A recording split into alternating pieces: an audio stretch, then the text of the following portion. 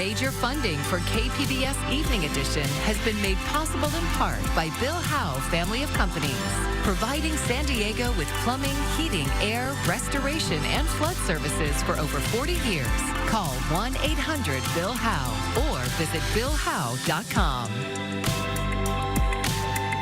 And by the Conrad Prebys Foundation, Darlene Marcos Shiley, and by the following.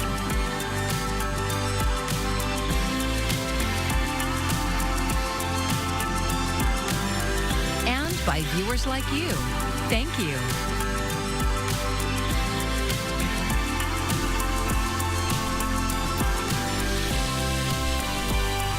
We are now in the home stretch of the special election for San Diego County's District 1 Supervisor. Thank you for joining us. I'm Maya Trabulsi. It is a race that will determine the direction the board takes on a number of issues, from health care to immigration. As the 8 p.m. deadline to vote approaches, KPBS South Bay reporter Corey Suzuki went to visit a voting center in National City. I'm here at Granger Junior High School in National City, one of 13 vote centers spread out across the South Bay, where this afternoon voters have been casting their ballots in the special election for San Diego County's District 1 Supervisor. It's pretty quiet here right now, but don't let that fool you. This is going to be a major election for San Diego County. The race is for the District 1 seat on the San Diego County Board of Supervisors. This seat represents South Bay and parts of the city of San Diego and unincorporated San Diego County. You can only vote in this race if you live in District 1, but this election is also going to decide whether Democrats or Republicans have a majority on the Board of Supervisors until next year.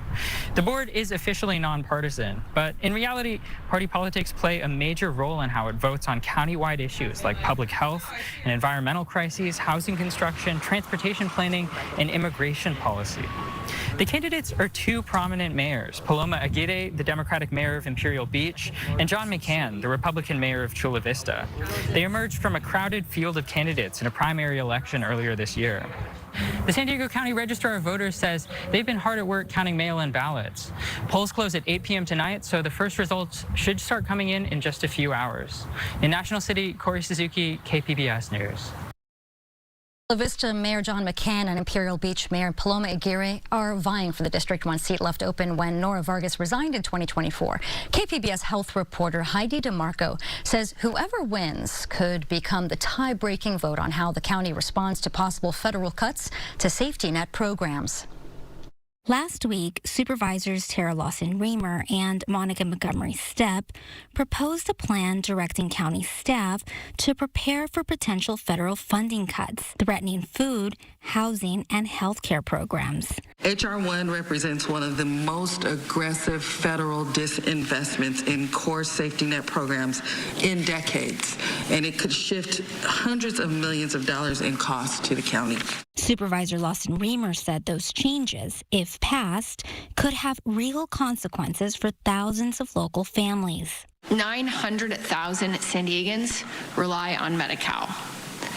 Over 400,000 depend on CalFresh. 130,000 of them are kids. More than 10,000 households use Section 8 vouchers just to stay housed. San Diego County Housing Director David Estrella says funding cuts would freeze the Section 8 wait list, leaving 11,000 families stuck. So a 40% cut means that there's less money available to subsidize units that would be permanently available for low-income individuals. Rick Wayne oversees self-sufficiency services for the county. He warns new eligibility rules and requirements would impact residents and the staff helping them. Folks will sometimes not submit their paperwork. They can fall off the program. They lose eligibility temporarily, come back on, reapply. And these create significant paperwork challenges for our customer recipients as well as for our staff. But with the board still down one seat, some proposals like a motion to notify CalFresh recipients, food banks, clinics, and school districts of upcoming changes ended in a tie. Vice Chair Lawson-Remer, that motion fails due to a tie vote. The new District 1 supervisor could be the deciding vote on what happens next. Heidi DeMarco, KPBS News. You can find out more about the special election, the candidates, whether you live in District 1, and much more on our website. Just go to kpbs.org/voterhub and be sure to visit again after the election for the results. Well, really not much change day to day this week. It is a pretty calm and quiet week ahead of the 4th of July holiday. Overnight, we're dropping down into the mid-60s once again, still sticking with some of the intermittent clouds, and the marine layer, that continues to be an issue. And really, it's about this time that we're seeing that marine layer deepen as we go into midweek. I'll tell you exactly what to expect and a look at the holiday weekend ahead coming up. President Trump's sweeping domestic policy bill heads back to the House after narrowly passing in the Senate today. Vice President J.D. Vance cast the tie-breaking vote to advance the so-called Big Beautiful Bill. The passage capped a tense overnight session. Amendments were made to the bill, notably to Medicaid, which could make its future in the House uncertain. House Republicans must pass the exact version of the bill passed in the Senate. I don't know what's going to happen in the House. They're going to take it up pretty soon. Do they have the votes to pass exactly what we did? I don't know. I just think we delivered for the president. We gave our House colleagues a better bill than we found. Stop lying to the American people. Donald Trump's one big ugly bill rips health care away from more than 17 million Americans. And House Republicans have vowed to get the bill to the president's desk by July 4th. Housing development may have just gotten a little easier in the Golden State and here in San Diego County. KPBS reporter Jacob Ayer says state lawmakers yesterday passed 2 bills that roll back the long-standing California Environmental Quality Act in order to speed along development. Assembly Bill 130 and Senate Bill 131 were passed on Monday and have overhauled the California Environmental Quality Act, or CEQA. It's a 1970s law that requires strict examination of any new development for its impact on the environment. I think over the 50 years that CEQA has been implemented, it's been used for various reasons and by various sides, various factions to slow down and otherwise frustrate development, including the development industry, when developers have used it to try to stop projects that they see as competition. Sean Kilkenny is a North County, San Diego-based developer. He says his company doesn't plan to take advantage of the new legislation at the moment. He says it's important to note that this only affects urban infill housing developments. That's housing built in and around existing development that are up to 20 acres. This isn't the first time that we've seen exemptions, nor is it the first time that the state has tried to spur housing. The governor and housing advocates say that CEQA, while well-intentioned at the time, put up roadblocks that have made it increasingly difficult to build housing in California. The environmental impact report in particular became a source of controversy because over time, the legislature added new requirements, and these became tripwires for developers, and they became opportunities for litigation as well. Mary Jo Wiggins is a professor of law at University of San Diego and expert on land use. She says as the state grew, so did the issues between development and CEQA requirements. She says it's about trying to find balance. The need to protect the environment with the need to make sure that we're utilizing the land that we have to its maximum, to its highest and best use. Wiggins says that CEQA has not been abolished, and the new law does not affect environmentally sensitive habitats. Environmental groups oppose the measure. The San Diego chapter of Sierra Club said in a statement, "In a time when the federal government is rolling back environmental protections, it's sad that the governor is following suit by ramming through deregulation via the budget process." The governor's office says the 2 budget bills create new tools to speed up housing production and reduce costs throughout the state. Jacob Ayer, KPBS News. A sign that we could use more housing. The cost to rent is up across San Diego County. The Southern California Rental Housing Association released a survey today, and it shows that rents increased by 4.1% around the county. The city of San Diego saw a spike of 9.3%. This comes after average rents decreased by more than 7% between the years 2023 and 2024.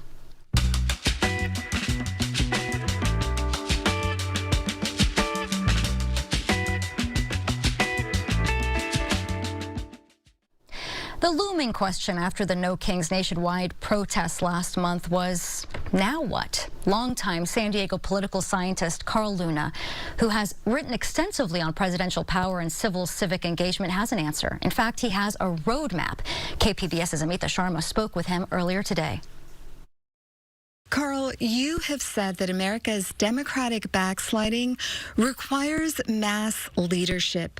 What does that look like at the local level in San Diego, and who needs to be involved? What it looks like, Amita, is you get the leaders of all the major social and political institutions, the university presidents and chancellors, the church leaders, the bishops.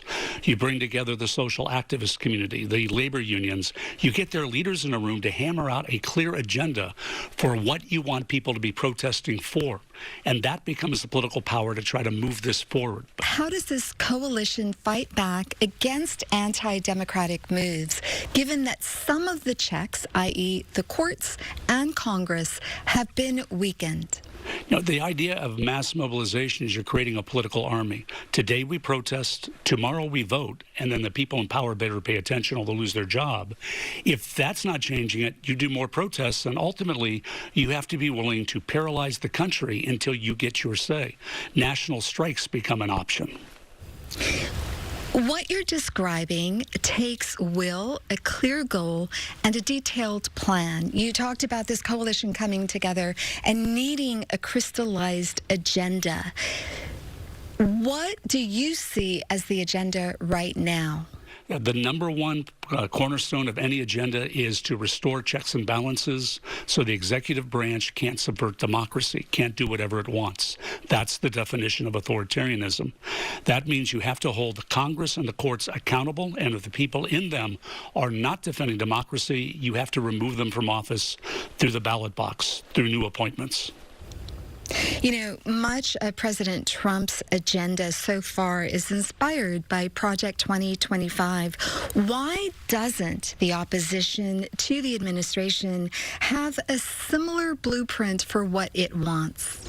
I think the problem was the opposition to the administration never really treated Project 2025 seriously. Its playbook is what happened with Viktor Orban in Hungary, how the executive branch takes over government and becomes basically a competitive authoritarian regime. It's not really a democracy. So the leadership of the various different factions of the progressive movement had their own agendas they were pursuing. They never realized that unless you get together to defend democracy first, dealing with the environment, dealing with trans rights, dealing with immigration, it's just never going to be accomplished.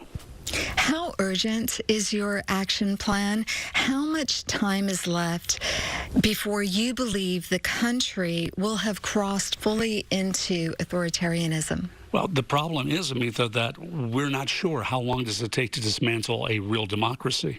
The next election is in November of 2026. Do we have a democratic election? In which case, the party in power should lose a lot of seats in the House, maybe even the Senate, because of the problems of the administration's policies.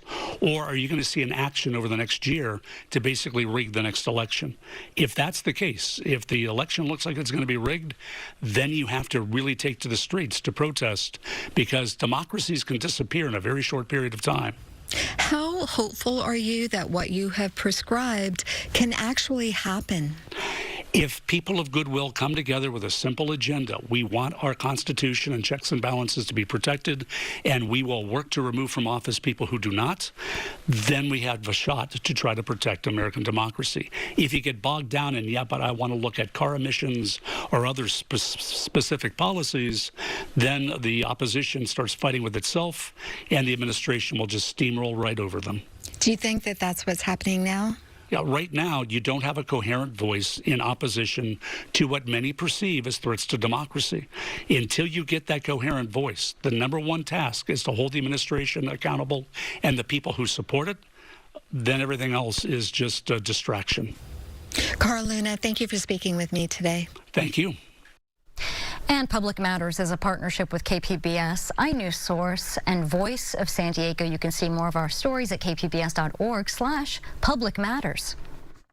I'm Jeff Bennett. Tonight on the NewsHour, the president's big budget bill nears final passage after approval from the U.S. Senate. That's at 7 after Evening Edition on KPBS.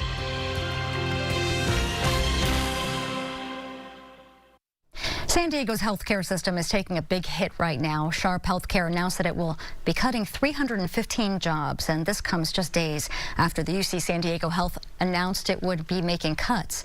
In a statement, Sharp says cuts were made to jobs in non-clinical areas such as communications and IT. Our media partner KGTV spoke to an impacted employee who requested to remain anonymous because his severance plan has not yet been finalized. I knew that I was making a difference in someone's life, or, whether it's the patient or even our caretakers. 26 years, it's like a marriage. And just to have your heart just pulled out immediately, just without notice, it just really hurt inside. Sharp says senior executives are taking a 15% cut to their salaries, and the CEO is taking a 10% cut. Sharp also says there will be minimal impacts to patient care. 20 state attorneys general, including California's Rob Bonta, sued the Trump administration today for sharing the personal data of Medicaid enrollees with ICE. Bonta says it's illegal and it's having a chilling effect on people throughout the state. One provider we spoke to estimates that as much as 1/3 to 1/2 of recent no-shows at medical appointments have been out of fear of what might happen if they show up. And those are just the appointments that were made. There's no telling how many people are suffering at home, too scared to get the care that they actually need. The Trump administration sees the move as a way to make it easier for ICE to locate individuals as part of the federal government's crackdown on illegal immigration. But the lawsuit says it was Congress that extended coverage and federal funds for emergency Medicaid to all individuals residing in the U.S., regardless of immigration status. What happens every summer? The blood supply in the U.S. dips as people get away from their routines and fewer blood drives are held. But the American Red Cross says it needs blood year-round, and right now the organization is working to prevent some shortages. Mandy Gaither has more on the need and a new promotion starting today that may encourage donors to roll up their sleeves. From surgeries to emergencies, blood can be a critical key to keeping a patient alive. But often in summer, donor turnout dips. Even though everybody else is taking a vacation during the summer, the need for blood doesn't stop and doesn't take a vacation. Dr. Courtney Lawrence with the American Red Cross says the organization typically reaches their lowest supply in late summer, early fall, but they're trying to prevent shortages by calling all donors to give. While all blood types are needed, type O is especially in high demand. It used to be thought that type O negative was the only blood type that could be given to people in an emergency. But we actually know that even O positive can be given safely to about 80% of the population who needs blood. To encourage summer blood donation, the Red Cross has teamed up with the company Gooder. All who come to give blood through the organization from July 1st through 14th will get an exclusive pair of sunglasses while supplies last. They actually come with stickers that you can personalize with your blood type. So less than 3% of the American population chooses to donate blood every year. So if you want to show off and be part of that proud percent, you have the opportunity to do so with these sunglasses in the first half of July. For Health Minute, I'm Mandy Gaither. Well, how about that? And if you are interested in making an appointment to donate blood, you can visit the American Red Cross website, or you can use their mobile app. You can also call the number on your screen, 1-800-RED-CROSS, to schedule your appointment. Caltrans is planning changes to the 805 freeway in the South Bay. KPBS Metro reporter Andrew Bowen says in a few years, solo drivers will be able to access the carpool lanes by paying a toll. Last week, the state gave Caltrans $40 million to help upgrade the HOV lanes on the 805 from Palomar Street to the 94. The project will install cameras, message boards, and new lane separation buffers. All that to give solo drivers a new choice. Sit in congestion for free or pay to use the express lanes. The project was supported by Climate Plan, a statewide coalition of environmental groups. It's really, I think, the way we need to be going is more projects like this that improve travel on our roadways without expanding them, because of course expanding them makes traffic worse over the long term. The toll amounts haven't been set yet, but they're expected to fluctuate based on how congested the freeway is, similar to the express lanes on I-15 in North County. And the money from the tolls will be invested in car-free travel options like the South Bay Rapid Bus from Otay Mesa to downtown. Transportation is California's largest source of greenhouse gas emissions, and the state's climate goals depend on reducing car travel. The Trump administration is rolling back a lot of our authority in California to be able to do things like regulate electric vehicles, which is really a really important part of our climate strategy. And we're sort of losing those tools. So being able to, use our state dollars and our state authority as effectively as we can to continue to stay on that path towards addressing climate change is really critical. Caltrans expects the project to open to the public by 2030. Andrew Bowen, KPBS News. City leaders celebrated a milestone for improving San Diego's roads. Mayor Todd Gloria and City Councilman Stephen Whitburn announced today that city crews paved around 500 miles of streets in the past fiscal year. Now, that includes more than 340 miles of slurry seal resurfacing, 140 miles of asphalt overlay paving, and 24 miles of mill and pave treatment. According to the Pavement Condition Index, the city's pavement condition has improved by 2 points since 2023, improving to 65.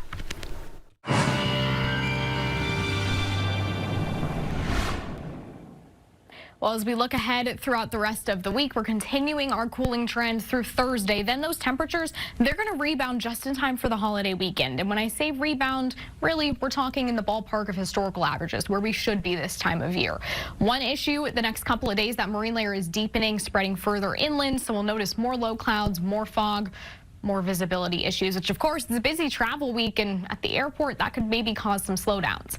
Let's talk about what to expect for tonight, though. We're in the mid-70s in Borrego Springs, not dealing with the clouds that far inland, but when we get to places like Escondido, El Cajon, through to the coast, that's where we have the clouds. Temperatures in the upper 50s, low to mid 60s closer to the coast. Tomorrow, more of the same when we talk about the cloud cover, but we're in the 70s in Oceanside, 71 in San Diego there. We get to the 80s as we move a little bit further inland. 107 is your high in Borrego Springs for tomorrow. Let's take a look at the rest of the week and the holiday weekend, because yes, that is already on our 5-day outlook. We're getting there. Now, we continue to have a mix of sun and clouds really throughout the week, but I mean, we're very mild. We're even this cooling trend. We get down to 73 for your Wednesday, 74 Thursday and Friday. We warm up 1 or 2 degrees for the weekend. Not a lot of change here really overall. It's just a few degrees difference day to day. We move further inland and it's more of the same, right? Except instead of the 70s, we're in the 80s. We get to 84 by the time we get to Friday. Clouds clear out just in time for the weekend. Of course, Friday is the 4th of July when, you want less of the clouds. But temperatures rebounding to the mid 80s by the time we get to the weekend. Into the mountains we go, and we're a little bit more all over the place here with our temperatures. We go from low 70s to Thursday, we're into the 60s. We get back into the 70s Friday, Saturday, and then we jump from 71 Saturday to 80 by the time we get to Sunday. In the desert, it's triple digits all the way. It's that time of year. We go from 107 down to 102, and then we rebound to 107 by the time we get to the weekend. And of course, this is one area we're not dealing with the clouds at all. For KPBS News, I'm AccuWeather's Anna Azalian. If you're feeling overwhelmed by constant headlines, breaking news alerts, and social media updates, and you are not alone. Experts say some people are suffering from something called news fatigue. Ivan Rodriguez joins with how to spot the signs and what you can do to protect your peace of mind. Between TV, push alerts, and nonstop social media updates, experts say many of us are overwhelmed by the constant stream of news, and it could be affecting your mental and physical health. Breaking news after the major U.S. strikes. The saying goes, the news never sleeps. But with so much at our fingertips, it's easy to get fatigued. News fatigue is defined as a state of emotional and mental exhaustion, and it's caused by consuming or being exposed to a large amount of news, especially negative or distressing news. Dr. Don Grant points to the rise of smartphones and the 24/7 news cycle as turning points. Now social media can deliver headline after headline with little context and sometimes from sources that lack credibility. Since that time, just exponentially, it seems like every day, there are more and more platforms that are supplying us with the news, whether it's a legitimate news or it's not. If you are feeling news fatigue, Dr. Grant says there are ways it can be managed without disconnecting from the world. Limit your exposure. I really, really, really ask people, please do not check your news the second you wake up or right before you go to bed. Because what that could possibly do is if there's something unsettling, it is going to jar your entire day from the gate. It's also okay to take a break. Anything that is delivered through that device that's on a digital platform, it's there forever and currently being beamed out into space. It is never gone. You will miss nothing. You can always take a break. Dr. Grant also recommends muting or unfollowing accounts that make you feel worse and doing regular spring cleaning of your apps and alerts, because at the end of the day, being informed shouldn't mean feeling overwhelmed. In Atlanta, I'm Ivan Rodriguez. And this is what we have for you for tomorrow from the KPBS newsroom. How will the Senate tax bill affect Medicaid coverage? NPR's Morning Edition is breaking down the changes contained in the bill. And KPBS Midday Edition will be breaking down the early results from the District 1 County Supervisor race. Get the latest from KPBS delivered right into your inbox. We have a variety of newsletters for you to pick from, including daily headlines, KPBS Arts, streaming picks, and our North County Focus. Go to kpbs.org and look for the newsletter section. You're going to find that at the top of your screen, and from there you can sign up with your email address. And you can find tonight's stories on that website, kpbs.org. Thanks for joining us. I'm Maya Trabulsi. Have a great evening. Major funding for KPBS Evening Edition has been made possible in part by Bill Howe Family of Companies, providing San Diego with plumbing, heating, air, restoration, and flood services for over 40 years. Call 1-800-BILL-HOWE or visit BillHowe.com. And by the Conrad Prebys Foundation, Darlene Marco Shiley, and by the following.